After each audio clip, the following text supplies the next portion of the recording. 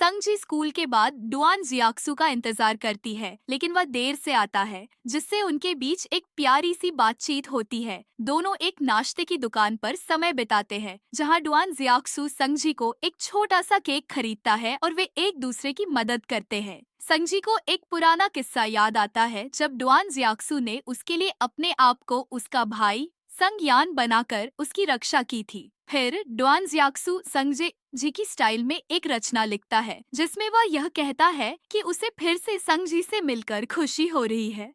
संगजी इस इशारे को बेहद सराहती है और उसे वी चैट पर जोड़ लेती है। जब संगजी की माँ कमरे में दूध की बोतल देखती है, तो वह चिंतित हो जाती है और संगयान को घर वापस आकर संगजी के साथ बैठने के लिए कहती है। एक पारिवारिक डिनर के दौरान संगजी को एक अप्रत्याशित स्थिति का सामना करना पड़ता है और डुआन जियाक्सू उसे मदद करता है, जिससे उनके बीच का रिश्ता और भी गहरा हो जाता है। लेकिन फिर दोनों के बीच एक प्यारी सी बातचीत होती है। दोनों एक नाश्ते की दुकान पर जाते हैं, जहां डुआन जियाक्सू संग जी के लिए केक खरीदता है और वे एक दूसरे की मदद करते हैं।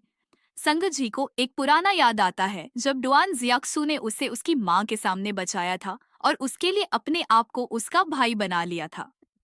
इस घटना ने संगजी को गहरे तरीके से प्रभावित किया था।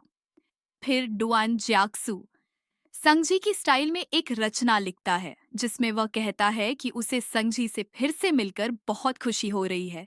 संगजी इस खूबसूरत इशारे को महसूस करती है और उसे वी चैट पर जोड़ लेती है। जब संगजी की माँ कमरे में दूध की बोतल देखती है, तो वह चिंतित हो जाती है और संगयान को घर बुलाकर संगजी का ध्यान रखने के लिए कहती है। परिवार के डिनर के दौरान संगजी एक मुश्किल स्थिति का सामना करती है और डुआन जियाक्सू उसकी मदद करता है, जिससे दोनों के बीच का रिश्ता और गहरा हो जाता है।